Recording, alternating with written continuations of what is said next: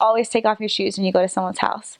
Like, that's just what you do. If they say like come in, you just slip off your shoes and you just walk right in. Like, it's just tradition. That's the culture.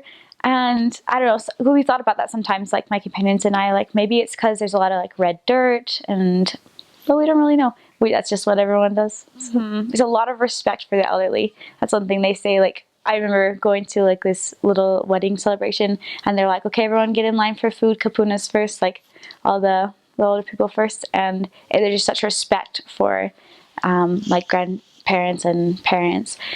And yeah, just as a missionary, I would say, like, don't freak out if someone tries to hug you. Like, like, don't be, like, encouraging it all the time, but, like, when old ladies, like, come up and meet you, they're gonna be like, oh, sisters, elders, they're just gonna give you a big hug and a little kiss, and that's just the culture. It's actually really cute. I really like it. Well, like, don't not eat the food. That's really important. Like, food is love. So, our mission president and his wife were super, like, on top of the manners. Like, they would give us like trainings and stuff, and so they always said, first thing, like, put your napkin in your lap. So no matter like what culture the family was, like, if you had a napkin, put it in your lap, and they always told us, like, use your silverware, like, hold it the right way. But then they're like, well, some families, they're not going to give you silverware and stuff, so just go with it. So like it says in the White Handbook, just follow the host or hostess. And so, like, as a pre-missionary, like, preparing for that, just be okay with that. Like, learn how to use chopsticks.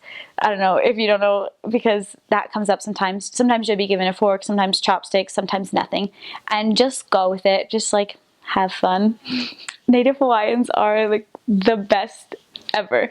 So, first of all, when you meet someone for, like, the first time, just expect to get kissed. Like, you could just be tracting and get kissed, pretty much. Just on the cheek. It's just, like, the greeting. You just meet someone, and when you're saying bye, you're just like aloha, or when you just meet them, aloha, and you just give them like a hug and just like it's like a kiss on the cheek.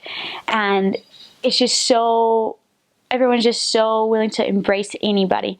Like, I never felt like just like shunned because I'm like not from here, but they just embrace you and they just welcome you in.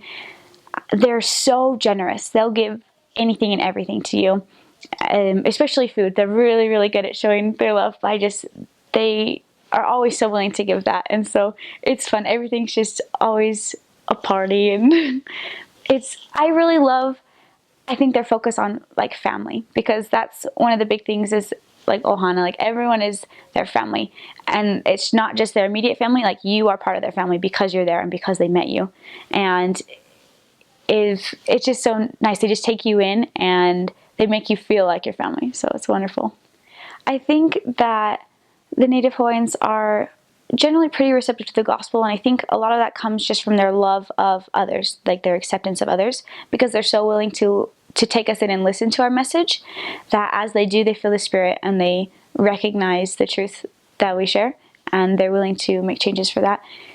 Some of the things that do believe in, there is a lot of like Hawaiian culture and tradition, and so there are different beliefs about like Pele, like different gods and goddesses. Yeah, I don't want to like mess it up, because like obviously we don't have Google as missionaries, so I wasn't able to like look it up or anything, but like there's like the god of like the land, the god of the fire, the volcano, and it's all because of like Pele. And so they have their beliefs in like different gods, and that first, but there's a lot of people who are strong members of the church and they still like respect that Hawaiian culture as well, so it can be with the gospel as well, but that can be a roadblock for some people if they say like, wait, I believe in this as far as gods go, and so I can't accept just one Heavenly Father. That they say like, oh, that's like the tradition, that's the culture, but it's not. I wouldn't say it's something that is, generally speaking, it's probably not something that's like actively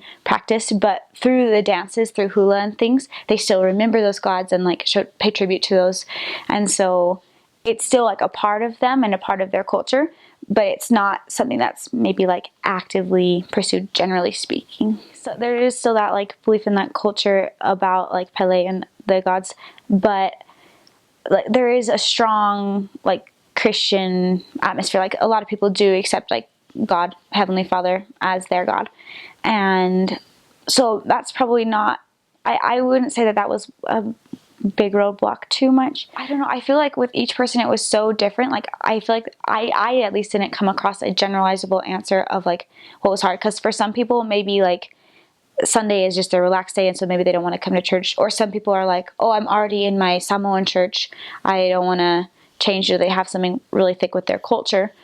But just for everyone, I felt like there wasn't like a general like, oh, this is the problem with Hawaiians accepting the gospel. Like, I felt like there wasn't one blanket answer for that. I feel like a lot of the young adults or the teenagers are really open to the gospel there. And I'd probably say the same for mainland America too. And generally, I think that as teenagers or young adults, people are maybe looking for something more than the older, like the adults who maybe are set on what they have a little more so.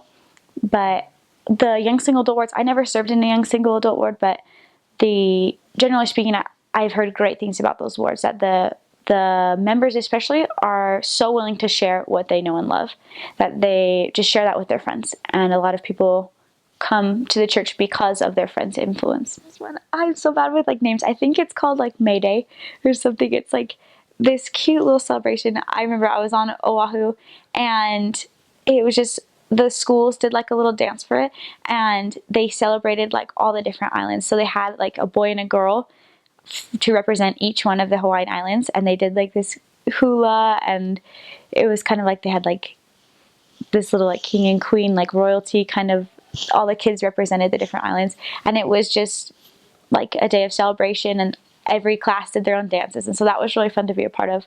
Then there's also over on the big island of Hawaii, they have this one, I don't think this is like, it's not a Hawaiian holiday, but they do it up in Waimea where I was serving. It's just the time of year when all of the cherry blossoms are just like bloom, and it's so beautiful, and they have a big celebration for that as well. And then there's also like King Kamehameha Day, and then the day that Hawaii became a state, they just have like a couple different holidays like that.